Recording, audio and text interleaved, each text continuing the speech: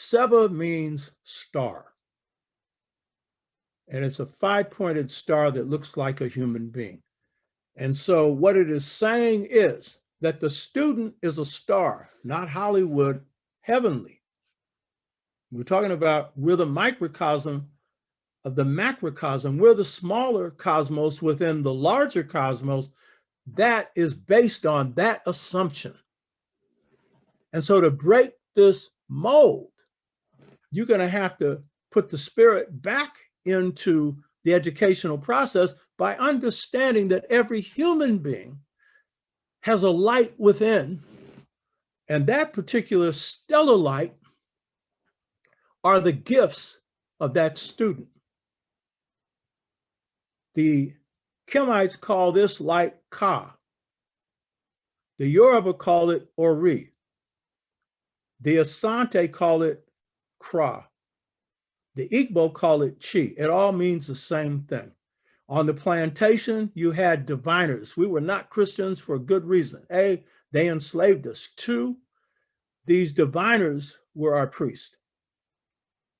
And the main thing they did for enslaved Africans was to allow them to consult their destiny, give them some idea. Well, I'm planning to escape tomorrow. Will I succeed? And if you see a problem there, how do I get around it? They never told the people who interviewed them for the work project administration that was why they used divining. They said it was to avoid whipping. They all had the same story. Anytime you get Black people telling the same story, they're putting you in the cotton. Now, I know it, you know what I mean? And so if you're going to break this system of miseducation that is not only based on misinformation, but the method of transmitting it, then what you have to do is appreciate the nature of those you are teaching. And what you are teaching is a spirit who's having a physical experience, who has special gifts. Now, what the Kemites said was, instruction is a process of opening the door. What they meant by that is opening the door to the light of the student. Not depositing information, even though there's information in education. That is not the primary purpose of education. George Washington Carver said, you can't teach anybody anything. You have to bring out what is within. That was the African in him, encoded in his cellular memory. But he knew that because he knew his own gifts. He knew that when he went to school, he was just getting some additional tools to add to the gifts he already had that already made him exceptional.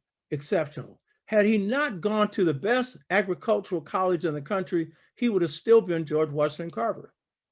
Because as one of his teachers said, he had this great intuitive affinity for animate and inanimate objects. He said they were his friends. And what he meant was they talked to him. They saw he was a friendly spirit out to help them. Everything that God created is spirit. And so this student,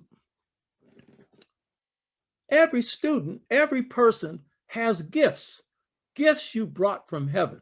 Those gifts are the thing that you picked in heaven, in the presence of God, so that when you came to earth, you'd undergo trials, and those trials would test you on the things that you needed to learn better.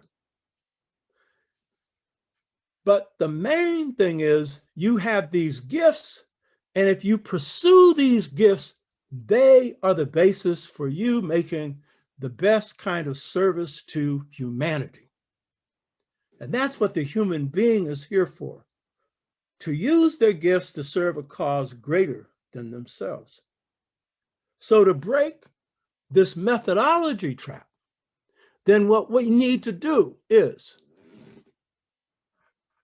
to provide a system that recognizes that every human being has gifts that we call the ka, which literally means destiny, but it's the gifts that you have that if you pursue them, they will play a major part in shaping your destiny.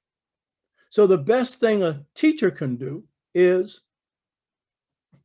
search for the students' gifts and encourage them if they don't already know them themselves. And if they do, encourage them in what they're pursuing. Help them, give them the information that will help them cultivate those gifts. The greatest joy in life is knowing yourself, your internal self, and then pursuing the gifts that arise from that. And in pursuing it, helping others. And that's the real joy in life. And so my book on Seba is dealing with this on a lot of different angles, because there are about 3 different ways that you do this in our culture. And we preserve this in our culture, by the way. We ain't got no culture.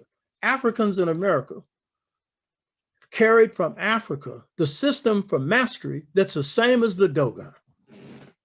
That's something that I realized about 25 years ago. I called Asa Hilliard and was, going to tell him this information, but he wasn't in. I left a message. And so then Asa Hilliard is one of our great scholars. Dowd Chair at Georgia State, had been Dean of the College of Education at San Francisco State, read more than almost anybody I knew, a very kind human being. And so one day he calls me, I'm on the toilet. And so this is how we consult. And I said, Asa, I found out the Dogon system for mastery is the same as the African-American system. We got 3 levels, they got 4. I always, when I'm shaping something, I bounce it off the people who have specialties in that area. So in this particular case, Asa was an educational psychologist, came from a family of educators. And he said, whoa, that's deep. So I'm telling you, I got the paradigm, baby.